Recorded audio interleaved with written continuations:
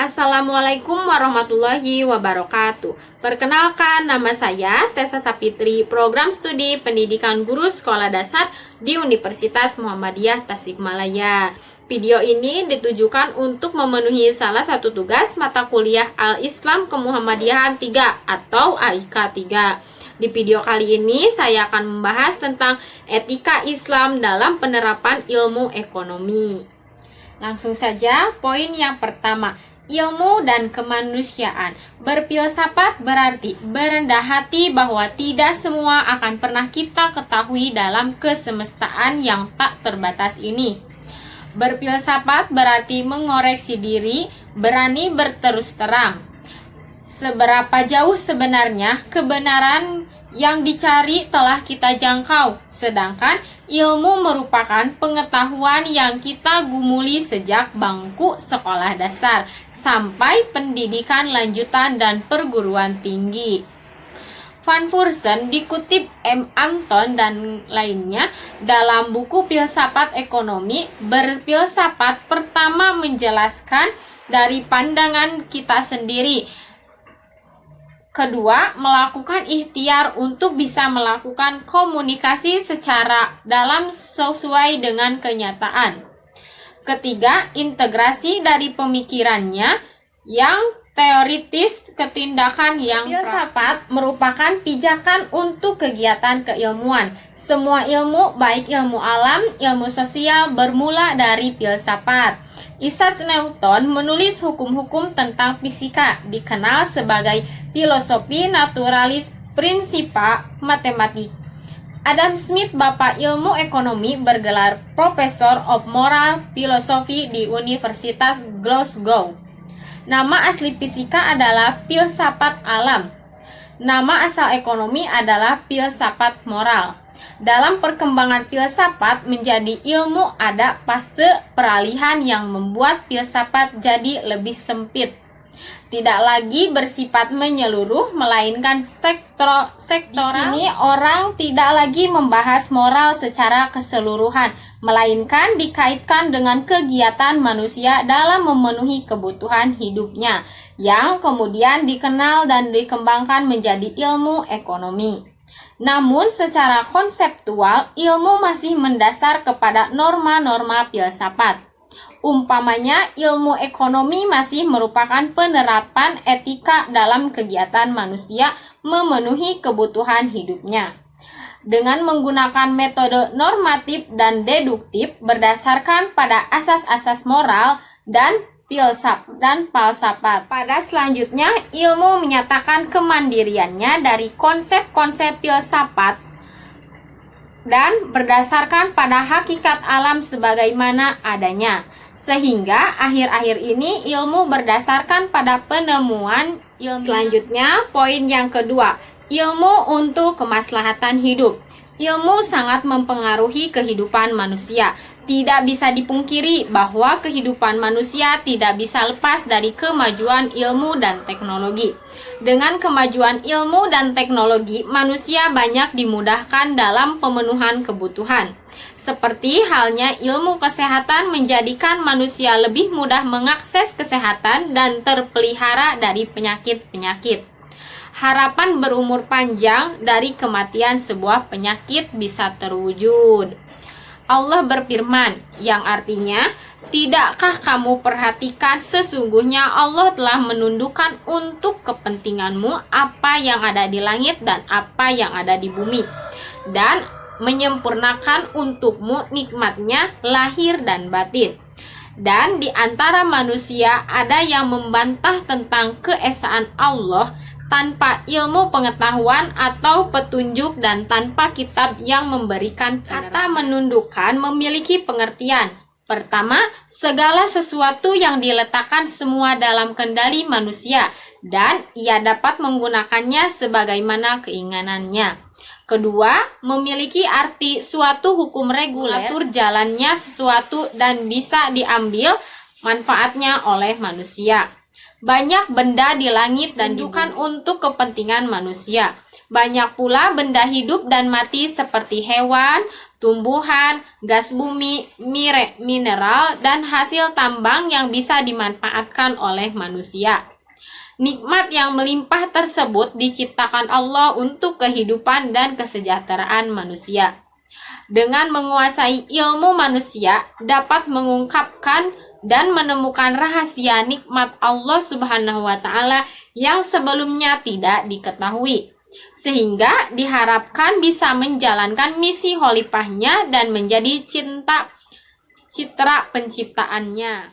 Allah berfirman, yang artinya, hai orang-orang yang beriman, apabila kamu dikatakan kepadamu, berlapang-lapanglah dalam majelis, maka lapangkanlah, niscaya Allah akan memberi kelapangan untukmu. Dan apabila dikatakan berdirilah kamu, maka berdirilah, niscaya Allah akan menjadikan orang-orang yang beriman di antaramu dan orang-orang yang diberi ilmu pengetahuan beberapa derajat. Dan Allah Maha mengetahui apa yang kamu kerjakan. Quran Surat Al-Mujadalah ayat 11. Selanjutnya, poin yang ketiga, ayat-ayat dan hadis tentang penerapan etika ilmu ekonomi. Dalam penerapan ilmu, kita tidak boleh berlebihan mengeksploitasi alam meskipun tujuannya untuk kesejahteraan. Sesuai dengan firman Allah Quran Surat Ar-Rum ayat 41 yang artinya, telah nampak kerusakan di darat dan di laut disebabkan karena perbuatan tangan manusia, agar dapat merasakan kepada mereka sebagian dari akibat perbuatan mereka, agar mereka kembali ke jalan yang benar. Zakat merupakan bentuk penerapan etika dalam ekonomi Islam. Dengan penyaliran zakat meminimalisir pemusatan kekayaan pada orang-orang tertentu, seperti terdapat dalam Quran Surat At-Taubah ayat 103, yang artinya, ambillah zakat dari sebagian harta mereka. Dengan zakat itu kamu memberikan dan mensucikan mereka dan mendoakanlah untuk mereka. Sesungguhnya doa kamu itu menjadi ketentraman jiwa bagi mereka. Allah Maha mendengar lagi Maha mengetahui. Begitulah kita dilarang untuk melakukan riba dan menumpukan harta. Hal tersebut tercantum dalam Quran Surat Ar-Rum ayat 39 yang artinya, dan sesuatu riba atau tambahan yang kamu berikan agar dia bertambah pada harta manusia, maka riba itu tidak menambah pada sisi Allah. Dan apa yang kamu berikan berupa zakat yang kamu maksudkan untuk mencapai keridhaan Allah, maka yang berbuat demikian itulah orang-orang yang melipat gandakan pahalanya. Seorang muslim memiliki kewajiban membayar zakat dari hasil perniagaan. Hal tersebut tercantum dalam Quran Surat An-Nur ayat 37 yang artinya, laki-laki yang tidak dilalaikan oleh perniagaan dan tidak pula oleh dari mengingat Allah dan dari mendirikan sembahyang dan dari membayarkan zakat. Mereka tahu hari yang di hari itu, hari dan penglihatan mereka goncang. Allah juga berfirman dalam Quran Surat Al-Jumu'ah ayat 9, dijelaskan pula, ketika tiba waktunya beribadah, maka tinggalkanlah aktivitas pekerjaan.